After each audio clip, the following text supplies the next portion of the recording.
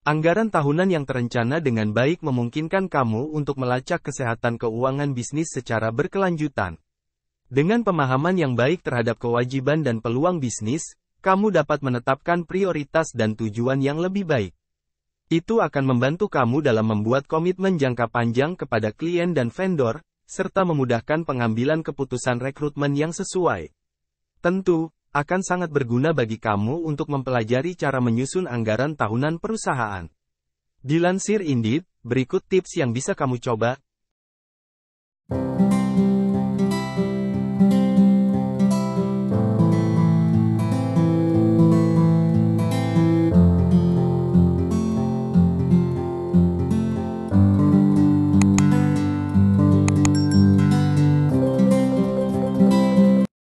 1. Tinjau laporan laba rugi. Langkah pertama dalam penyusunan anggaran tahunan adalah meninjau laporan keuangan 2 tahun sebelumnya. Identifikasi semua biaya dan pendapatan yang tidak diantisipasi untuk muncul kembali pada tahun berikutnya.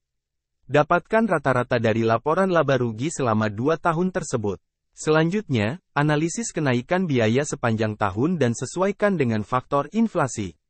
Buatlah penyesuaian yang diperlukan untuk perubahan yang diantisipasi pada margin kotor, pengeluaran sekali pakai, kondisi pasar, dan pendapatan selama tahun fiskal mendatang.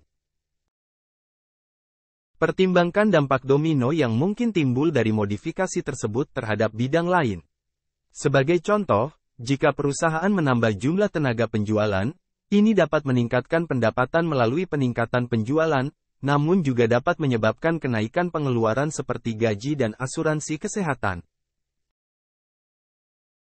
2. Menganalisis pengeluaran. Setelah membuat perkiraan kasar tentang pendapatan dan pengeluaran tahunan, teliti dengan lebih cermat pengeluaran untuk mengetahui tarif dan jenisnya.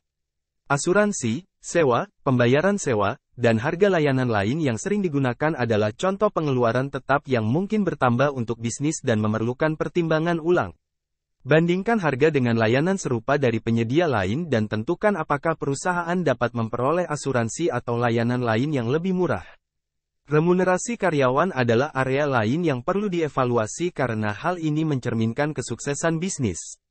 Pertimbangkan apakah perusahaan membutuhkan lebih banyak staf, biaya yang dibutuhkan, dan keahlian penting yang diperlukan untuk menjalankan operasi selancar mungkin. 3. Memeriksa belanja modal. Anggaran harus mempertimbangkan pengeluaran modal, seperti perangkat keras, perangkat lunak, furnitur, dan perlengkapan lainnya. Contohnya, ketika perusahaan merekrut staf baru, mereka kemungkinan membutuhkan laptop dan peralatan lain untuk menjalankan tugasnya. Perencanaan peralatan yang diperlukan bagi karyawan baru sangat penting.